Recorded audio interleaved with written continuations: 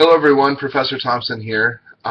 Just wanted to create a couple videos for today on a variety of different topics. So please make sure that you check out all of the videos. This is the first one of probably 2 or 3 videos that I will post today. So this video's topic will mention a few items concerning the first presentation. I want to first remind you that you either need to make a choice to come to campus on your assigned presentation date and plan on being here from 6 to 9 p.m. or you need to plan on submitting your video on or by that day, and you need to meet all of the state of Illinois guidelines that are listed in the syllabus, and those are non-negotiable in order to get a grade. So the first presentation is an informative speech. I want to stress that it is an informative speech. It is not a persuasive speech. So your thoughts or your opinion, or whether you think something should be right or wrong, or something should be banned, it's not applicable for this presentation. So you are simply taking a topic and highlighting some key issues or points that you feel like we should know. I highly recommend choosing a topic that you are knowledgeable on. Probably suggest that you have a personal connection to the topic. It makes the speech more meaningful. You come across as more charismatic. We understand exactly maybe why you've chosen the topic. So choosing a random topic that has nothing to do with you would not make sense. So please resist that urge. The other thing that I would say after having received several emails from people is that you need to make a choice about how you're going to attack or organize your presentation. You can organize it in a chronological fashion where you have a time sequence where you're talking about the evolution of ice skating, and this is the first era, this is the second era, this is the third era, but it chronologically shows us a breakdown of how things within that sport have changed to the present day. That's a chronological speech, and each body point might be on a different era of that sport, but you can see that the body points specifically link together by era, and it specifically is organized in that chronological or time sequenced fashion. Some of you may choose just a topic. It could be basket weaving, it could be rabbit hunting, it could be roller derby, it could be anything, and you don't want to give a chronological speech. Well, chances are you may be giving a topical speech where you're going to highlight a couple topics or salient main points to tell us more about that topic or issue. If you do that, I really highly recommend that you have some sort of unifying key to your presentation. It makes it more meaningful.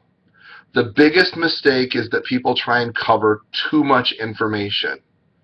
So an example of a bad speech is where someone chooses a topic like, let's say somebody chooses a topic like, let's just go with herpes. And somebody talks about body point 1 being what is herpes, body point 2 being what are some causes of herpes, and body point 3 being treatments for herpes. That speech is not strong for this type of presentation because you're trying to cover these 3 huge areas where you're medically breaking down and defining what something is. You're talking about how one might acquire this type of medical condition, which would be astronomical, different reasons, and then you're talking about different kinds of treatments, and there could be 5 or 6 treatments. If you want to talk about just the treatments for cancer, or you want to talk about the causes of diabetes, that's fine. You want to talk about different styles of football offense, or you want to talk about the 3 dominant types of defenses in the NFL. That's fine. Each key point covers a different particular topic. You're not trying to cover the rules of football, the history of football, offensive strategy, defensive strategy.